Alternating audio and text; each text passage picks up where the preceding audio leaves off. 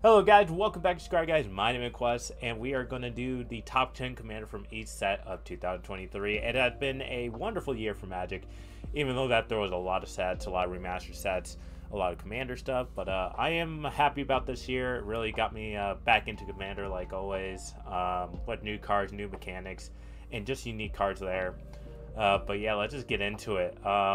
I was gonna do Commander top 10 or top 10 Commander of December, but it did the same thing as last month, so I didn't really want to repeat. But I just want to get a video out there, make it the last year, you know.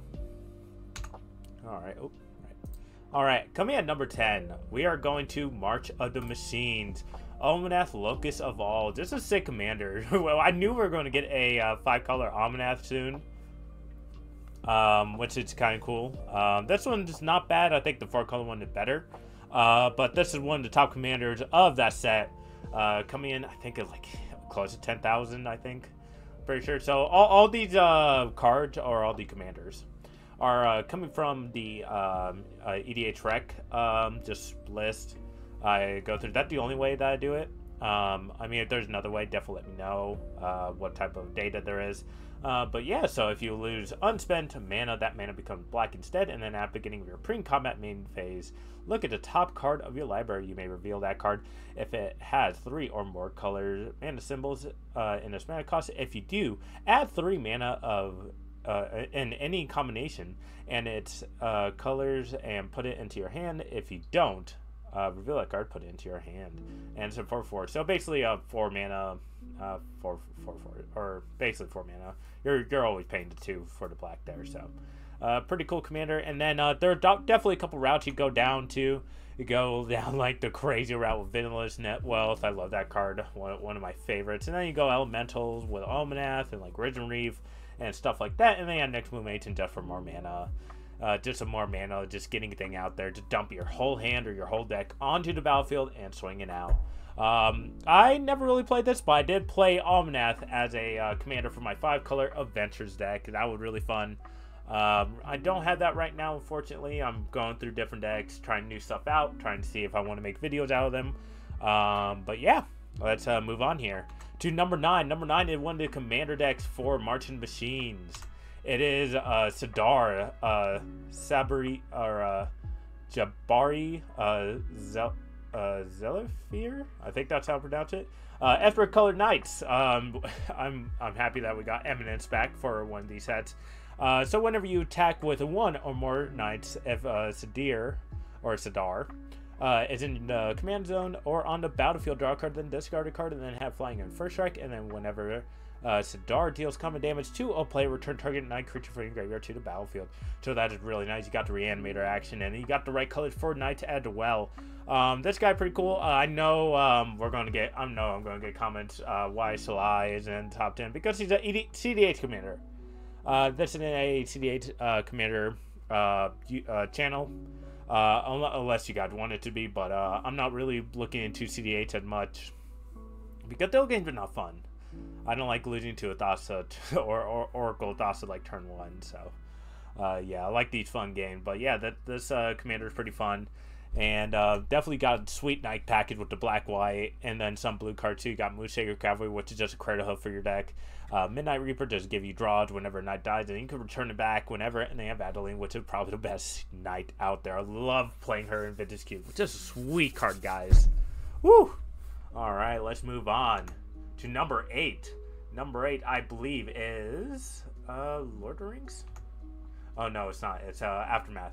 Ob Nixilis Captive Kingpin. So flying trample. And then whenever one or more opponent each lose exactly 1 life, put a 1/1 counter on Ob Nixilis Captive Kingpin. Exile the top card of your library until your next end step. You may play that card. So really sweet Rakdos card. Exactly 1. It doesn't matter. You can play like Pingers and stuff. Sacrifice. Like, it's really sweet commander. Even treasures. Just a really sweet commander. Happy that I had flying and trample, so you can definitely get your commander up there and swing. I might build a deck tech around him. He seemed pretty fun. I have definitely a couple deck techs I want to make, but I will be waiting till the new year, guys. This video will probably come out on New Year's Eve, if you're still watching, right?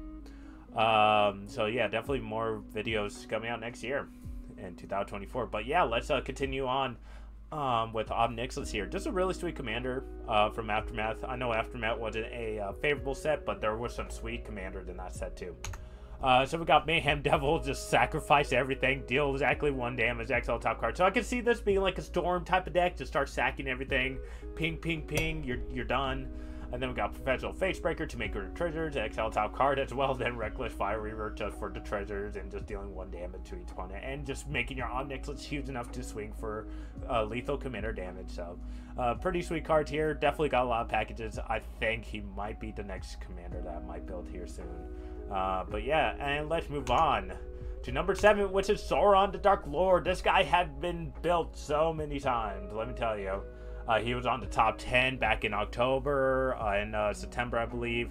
But yeah, ward, sacrifice a legendary artifact or a legendary creature. Whenever an opponent casts a spell, a mess 1 orc, or orcs a mess 1. Whenever an army you control do combat damage to a player, the ring tempts you. And then whenever the ring tempts you, you may discard a card. If you do, draw 4 cards into 7/6, 6 mana. Just a sweet commander. Everyone wanted to build Sauron. Sauron is just a really powerful Grixis commander, and everyone's been asking for it, so that is awesome. And we got magical builds. We got the orc build with Saruman, the White Hand, and we got Lord Magical, which is just another magical build.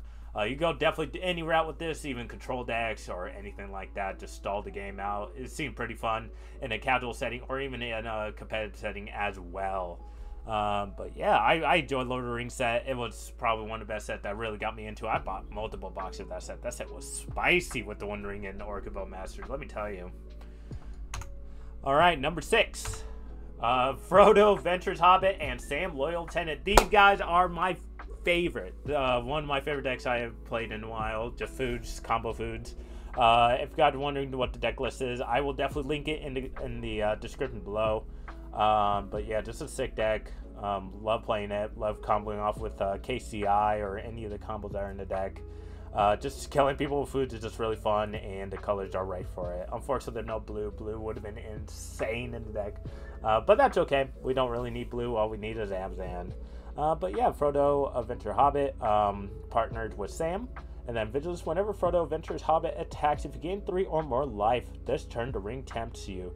Then if Frodo is your ring bearer and the ring has tempted you 2 or more times this game, draw a card. And then Sam, partner with Frodo. At the beginning of your combat on your turn, create a food token, then activate abilities of food you control cost 1 less to activate. So that is super good for the deck. But yeah, let's just get into some creatures. We got Mirkwood Bats that follow the pinger stuff whenever you sacrifice token or artifact, just deal 1 damage and then you gain love life sometimes or you don't. And then we got Academy Max Function for all those double tokens and making more tokens, just like Clue and Church Token, just to create more mana there. And we got Experimental Confectioner, which is just a combo piece with Took. I definitely have a lot of combo pieces in my deck that defends out the game really quick or create a bunch of squirrels. There was one game that I had, not really in a casual game, but like more like a competitive casual where it's just a big tournament. Turn 4, I drew into Rosie Cotton and a Tree Folk guy, and made about 1,000 squirrels and killed everyone next turn. I was at 1,000 life, but that was pretty fun. I was like, oh, I guess I'll just I won't hold it at all. I might as well just play here. But yeah, let's move on to number 5, guys. Number 5, we're getting through here. Ready, the Charmed Apple. This commander is so sweet. Just her ability and everything. To chant creatures, and then each opponent loses X life, and you gain X for the number of auras you control. And then each creature that's chanted by an aura you control can't attack you or planeswalker you control. Ready, one of my favorites. Unfortunately, she has been taken apart for now. For room for other decks. I wish I could keep her around, but I couldn't. But yeah, I'm definitely waiting for more auras to be released, hopefully next year. Some cool new one just to do some wacky stuff with, just to finish out games. Unfortunately, she's not that competitive, but she is super casual friendly. And I will link a budget version down in the description below, and I will eventually update that one. More so, probably like every 3 months I'll update some deck lists that I post out. I'm going to start working on that for next year. So yeah, definitely stay tuned for that. But yeah, let's look at some cards. We got All That Glitters, Tram, Senior Artificer, and then Undo Spirit Dancer. Just really sick cards that really working together. All that glitter, just all the aura stuff that like get +1/+1 for each artifact or enchantment you control, and then Scram to draw spells, and then Undo just copies your aura enchantments, which is really nice. All right, number 4, Alayla, Cunning Conqueror. Flying whenever you cast your first spell during each opponent's turn. Excuse me. Create a 1/1 black fairy rogue creature token with flying, and then whenever one or more fairies you control deal combat damage to a player, go target creature that player controls. Just really cool. Just fairies. I love fairies. I had a late DOD Alayla whenever you cast an artifact enchantment, or I think it's one more thing. I'm trying to think. I believe one more thing, and you just create a 1/1 fairy, which is pretty sick. There. Ooh, the music stopped. 1 second. There we go. Alright. That was saying. And just a really sick commander there. Fairy, one of my favorite archetypes there. But let's look at some of the cards here. So we got Scion of Ona. Just a fairy lord for your fairies. Then we got Bitter Blossom to create more fairies at the beginning of your upkeep. And then Spell Stutter Sprite to counter any spells. And then you do have some fairy that interact with the board depending on how many fairies you control. And I think that's really nice there. And fairy is just a sweet archetype. Love fairies. Hopefully we get some more in the future. Alright, number 3. Wonder what number 3 is going to be? Doctor Who, right. The 10th Doctor and Rose Tyler. I know they're different combinations that work really well with each other, but I just picked these two because these are the most popular commanders ever. And I really don't know anything about 10th Doctor and Commander. I only been playing Joe Grant, which is one of my favorite mono white commander, just doing some reanimation, cycling, drawing cards. So yeah, so whenever you attack or exile a card from exile a card from the top of your library until you exile a non-land card, put 3 time counters on it. If it doesn't have suspend, it gains suspend. And then pay 7 mana, time travel 3 times, activate only as sorcery, which means you remove 3 time counters from I believe from each. Yeah, each perm you control with a time counter on it. And then we got Rose Tyler. Rose Tyler get +1/+1 time for each time counter on it. And then whenever Rose Tyler attacks, put a time counter on it for each suspend card that you own and each other permanent you control with a time counter on it. So that is pretty cool. And she's a 2/2. And then we got Jorah's Time Bug, which just removes time permanent or time count. Jeez, I can't speak today. Time counters from all your cards that have suspend on it, and then all history all at once, which is time travel. You get to remove time counters depending how big your storm is. And then we got Nalficini. I think that's how you pronounce it. I'm pretty sure I'm going to get someone like, why you can't pronounce that card? It's whatever. It's a card. Nothing serious here. Whenever you cast a spell from exile, copy it. You may choose new targets. For the copy, if it's a permanent spell, copy gains haste at the beginning of your end step. Sacrifice the permanent, so pretty nice there. We're definitely playing a lot of cards from the Warhammer set, and you're just going to spin out dumb stuff like the Eldrazi's or any other dumb stuff you have in your toolbox. Let's move on to the last two sets that recently came out was Ixalan. We got Ozier on Onelix or Axonol, Deepest Might. Trample of a red source you control will deal an amount of non-combat damage less than to Ozier Axonol's power to opponent. That sword deals damage equal to Ozier power instead. When Ozier died, return it and turn to tap land. And then I believe if you deal 4 more damage, you get paid 3, and then it turns back into Ozier, the Axonol Deepest Might God. And I've made a deck check. I need to fix it because there had been a couple mistakes with Valakut in there and a couple of the cards that deal damage, which I definitely need to fix there. So, but here's some of the cards that I like. Fireband Archer, you could definitely play like Golden Pingers and just deal like 4 damage each time you catch into a sorcery. Blackblade Reforged just to get it bigger, depending on how many land you have. And there are definitely other cards that you can put in there just to give that reach of power to make it into 10/10, right? And then Sulfur Mayhem Dominus. If a source you control will deal non-combat damage to an opponent, or a permanent an opponent control deals double damage to that player or a permanent instead. Just sell the double damage stuff. Really easy there. And yeah, I think we're ready for the final one. What do you guys think is going to be? What is going to be the final one? If you're thinking of Ixalan Commander, you're correct. And everyone was stoked about these commanders. I would definitely stoked about the vampires and the merfolk, but unfortunately did not make the cut because no one doesn't want to build those anymore, right? But yeah, here is number 1, which is Pantazal, Sun's Favor. When Pantazal's Sun favored or another dinosaur enter battlefield under your control, you may discover X, where X is the creature toughness. Do this only once each turn. So basically, exile the card. It's basically like Cascade. So exile a card from the top of your library till you exile a non-land card with that mana value or less.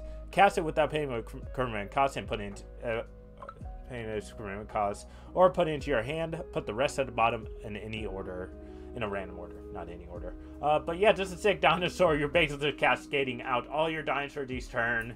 And I think that's really sweet that since there are a lot of big dinos in your deck already. Zakama, Gisath, and Corchwood Crasher. There's all great dinosaurs. Then you can play the new Galta too. That one's pretty sweet. And yeah, what a year, guys. For me, set, these are just more favorable commanders in EDH Rec. And I see people play them all the time, and they look super fun. And if you guys see anything on this list that I haven't done the deck tech on, definitely let me know in the comment section below. I would love to do deck tech on them and my own inspiration with my expertise. But yeah, I think that is it for today. And thank you for watching, guys, and Happy New Year's. I know that video will come out tomorrow, so Happy New Year's Eve, everyone. But yeah, hopefully we get to stay around next year. We gotta pump out some more videos. Hopefully our quality goes up for your expectations and stuff like that. So yeah. Alright, well, I am going to get out of here. My name is Quest, and thank you for watching Scry Guys, and have a happy New Year's Eve from Scry Guys.